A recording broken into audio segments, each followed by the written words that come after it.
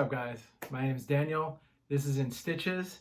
First question on everyone's mind, when are they going to make fashionable quarantine gear? I'd say the jury's still out on that one. So today is going to be a simple hat class. You're going to be designing a pattern, and this pattern you can go on to use for the baby your sister's about to have. You can knit your husband a hat. You can make hats for the rest of the convent. So I am going to be working in the round today, and that begs your question. Why work in the round at all? I couldn't think of one reason to suggest not working in the round. What happens with something like a hat is you have extra work to do at the end. You have to do a seam. Now, if you don't and you work in the round, you save yourself time at the end, but also a seam looks ungainly. You get that lump running up the back, but also working in the round, you have an opportunity to try it on as you're going, right? So I know here I can start closing off the top of the hat. Unless, and this is the case, I decide I want to be able to fold it up. I know I've got another 3 or 4 inches left. You can't do that with a straight piece knit back and forth. So really, there's no reason not to work in the round. Pretty basic stuff, guys. All right, hands in, let's go.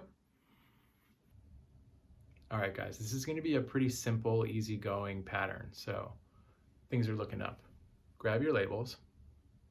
What you'll always notice on your label is your needle size. You always want to stick to that. The other thing you'll notice is this little grid here. And what the grid is, it's your average number of stitches that you'll get over 4 inches. And that is in stockinette stitch, but it'll apply to ribbing like we're doing today in a 2x2 rib. I get 22 stitches per 4 inches on here. What I need to know is how many stitches do I get per 1 inch? Simple math. I take the 22, I divide by 4. In this case, I get 5.5. So you'll look on yours, you'll see what the number is over 4 inches, divide it by 4. That's your stitches per inch. Now the next number we need is the circumference of the head that we're doing. Might be your head, it might be someone else's. I should be about 22.5. Great. For people that don't have a tape measure, you can take a piece of string, make sure it's static though, not very stretchy. Measure your dome or whoever's dome that you're gonna make a hat for. Lay that string out on a table, and then you can measure it with a ruler, or you can find an app that'll measure it as well. Now I've got 2 numbers. I have my stitches per inch, and I have the circumference of my head. I don't just want a hat that is the circumference of my head. I want something nice and stretchy. So we're gonna make the hat smaller than the actual head. And I like to minus about 4 inches to make it nice and stretchy. Mine was 22.5. I minus 4 inches, I get 18.5. Now for simple math. I'm gonna take that circumference, now down at 18.5 inches. I'm gonna multiply it by how many stitches I get in 1 inch. So in my case, 18.5 times 5.5, I'm gonna multiply them to figure out how many stitches I need to cast on. For me, my number is 101.75, by no means a sexy number. So since I'm doing a 2x2 rib, we need our stitch number that we cast on to be divisible by 4. My number is 101.75. I know that 4 does not go into that evenly. So after doing a little bit of math, I have to cast on 100 or 104 stitches. They're both divisible by 4. I'm gonna do the higher one since I already knocked off 4 inches from the circumference of my head. And now you have the number that you're gonna use to cast on your stitches. Cast on that amount, work your hat up until about, I don't know, an inch or 2 after your head starts sloping in, about this point.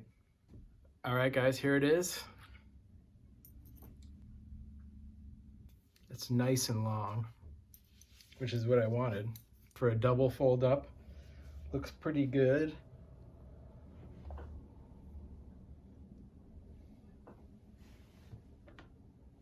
And if I want just a nice fat single fold up, I am happy with this. So we're gonna go on and do the next step. So for starters, we have our knit 2 purl 2 rib at the top. Now, We're going to knit the first two.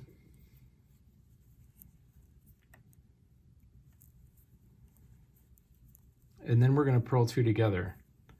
That is our repeat for the entire crown. Knit two, purl two together all the way around. Now, as far as following me on the video is concerned, it's going to be a lot of fast forwarding since it's pretty basic on that level. So I will meet you on the other side. Again, the repeat here, our first decrease row is knit two, purl two together all the way around.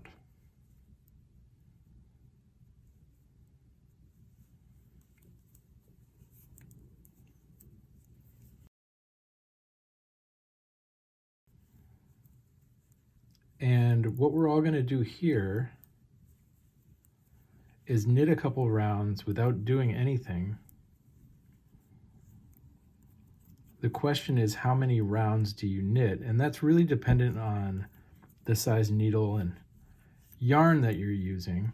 We've finished our first round of decreases, and we're going to knit a couple rows in pattern. So that's going to be knit two, purl one, all the way around. Anyone that's working on a needle size between 4 and 6, work 4 rows in pattern. If you're working on needle sizes between 7 and 9, work 3 rows. Anyone working on a needle that's 10 or higher, just do 2 rows. We just finished working all of our stitches as they lie. We're getting ready for our next decrease round. We have to do a setup row though before we do the decrease round. And for that, we're going to slip our knit stitches as if to purl with the yarn in back of the work. So as to purl, just put my needle in, and then I slip it off the needle. Same with the second knit stitch. And then I'm going to bring my yarn up in between the needles and actually purl that stitch. And then repeat. So yarn goes back, slip one at a time the knit stitches, and then purl one. Now we're going to do this just for the one round, and then we'll do our decrease after we're done with that. So I'll see you on the other side. Okay, I just finished my setup row for my second decrease round. And for this row, really simply, we're going to knit two together, purl one, all the way around.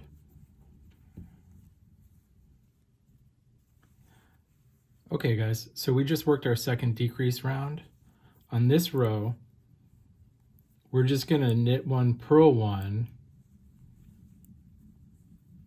As a matter of fact, everyone that's on a size 4 through 9 needle, we're going to work 2 rounds, and then we'll meet up for our next decrease. Anyone above a size 9 needle can go ahead and just work 1 round.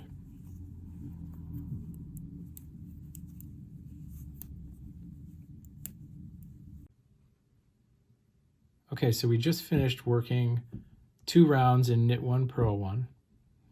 And it's a good time now, guys, to drop your needle size. 1 or 2 sizes. So I was on a size 6, and the only thing I had smaller was a size 5. It'll just make it look a little neater if we have a smaller needle size the rest of the way out. So if you can drop down 2 sizes, 1 size, if you don't have smaller needles, that's fine too. Now for our next decrease, we're going to do what's called a slip-slip knit, abbreviated SSK. This is just a different way to do a decrease, and it'll look better with what we've got going on here.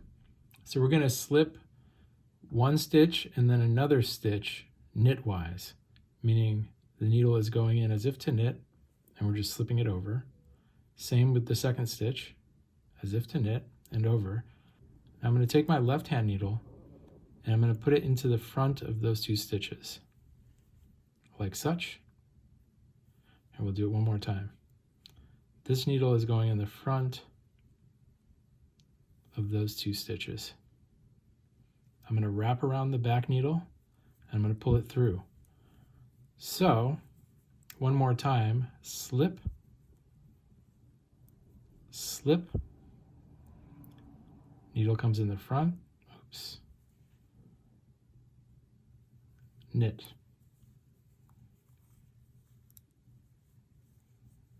Slip, slip,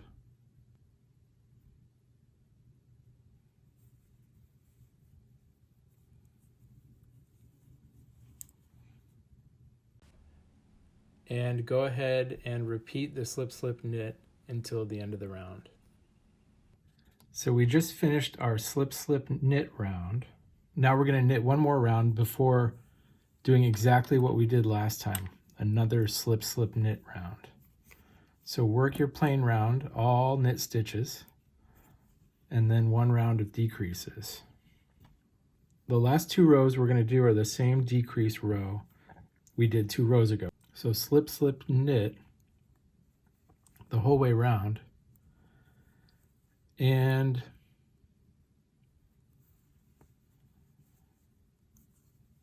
you can do it with me at the very end. We're just going to cut a tail and pass it through the remaining stitches when we're done with the 2 rounds. And what I'm going to do is I'm going to cut my tail a sufficient length, and then I'm going to thread it onto a needle, and then I'm going to slowly pass the tail through each stitch on both sides. And I'm going to pop them off the needle here.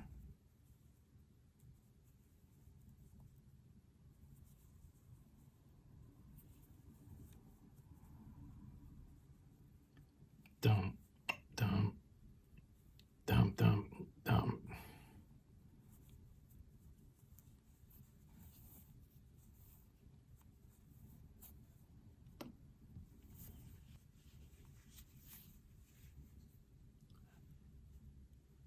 Not a bad little top.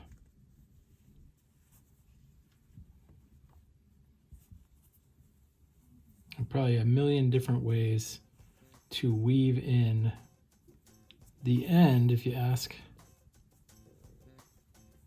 any different knitter.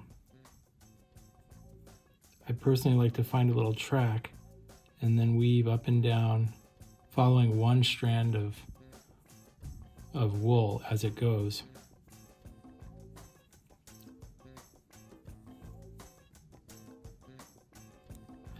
Then I will pierce a couple strands, and usually put a tiny little dab of Fabri-Tac glue onto one teensy tiny bit of it before cutting it. And that will be that. Voila. So, hope you guys got a lot out of that, maybe a little more ownership of your craft. All design is pretty basic. How many stitches do you get per inch? One measurement, be it European or otherwise, and then simple multiplication. So yeah, if you liked that, I do want to do some more DIY classes. Trying to figure out how I'd know if you really liked it. Subscribing, liking, sharing. I guess I do know how. And you could hit the bell as well so you know what's going on. I hope you guys have a good day and stay safe. Thanks for stopping by. I'll have new videos coming soon.